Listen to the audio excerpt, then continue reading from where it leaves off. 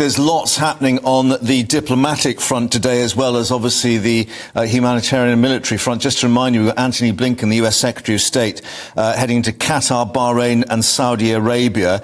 We've just had this news conference with Lloyd Austin, the US Defence Secretary, with Yoav Gallant, with some interesting comments from Lloyd Austin, saying there should be resolve, not revenge, purpose, not panic. Well, we've got Rishi Sunak speaking with other European leaders in Sweden today. Let's get more with our political correspondent, Olivia Utley, joining us, because the language being used in all these occasions is quite important. It's a pointer. There is a bit more caution coming into what these politicians are saying. Yeah, and I think that's really interesting, Mark. For the last few days, we've seen the Prime Minister, the US Secretary of State, Emmanuel Macron, the French President, all saying completely non-equivocally that they stand behind Israel. Well, they are still saying that today, but for the first time, we are seeing this note of caution, as you put it. Rishi Sunak was saying this morning that, yes, he stands 100% behind Israel, but the response has got to be...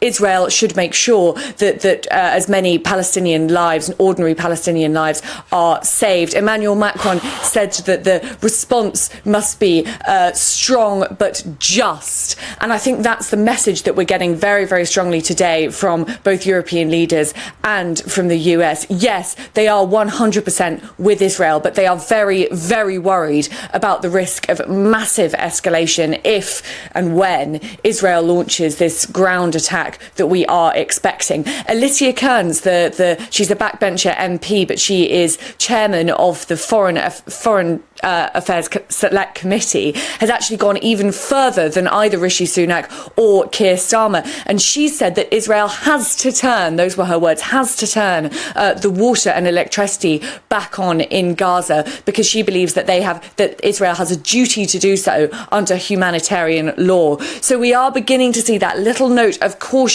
creeping in, although that in no way undermines the complete support that Rishi Sunak has been offering to Israel.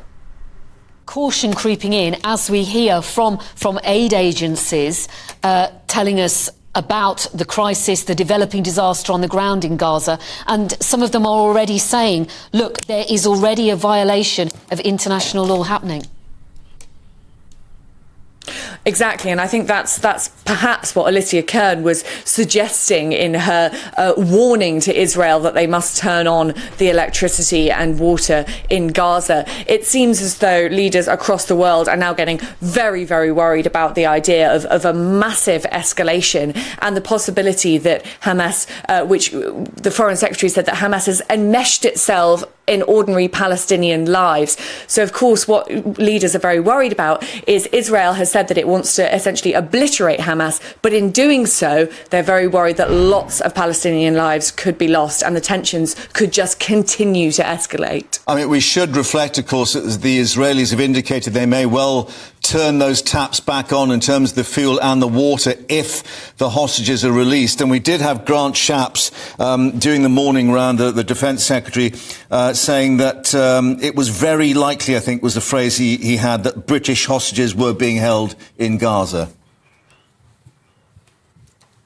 Yes, absolutely. So Israel is at the moment waiting to see if these hostages get released, including, it sounds very much as though there are some British citizens among them, before making that decision over whether to turn the water and electricity back on. So it's a very, very tense situation at the moment. But we are hearing this note from foreign leaders across the world that Israel must do everything it can to try and save ordinary Palestinian lives, which is very difficult when, as James cleverly says, Hamas is so ingrained in the Palestinian population, is so intertwined with the population itself, that trying to obliterate Hamas without risking Palestinian lives is going to be very, very difficult indeed for Israel. It'll be really interesting to see how this plays out, and if and when those hostages are released, whether we see a little bit of softening from the Israeli government.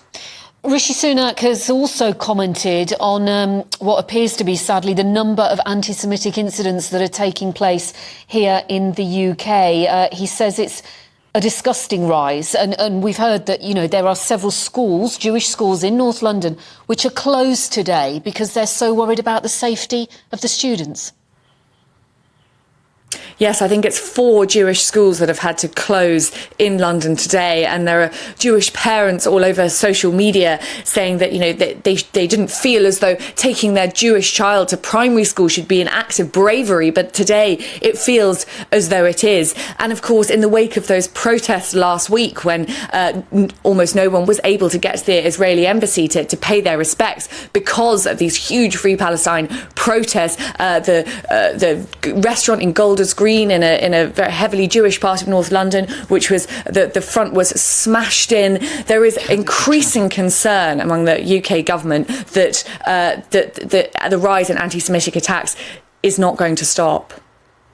Olivia, thank you very much indeed for that.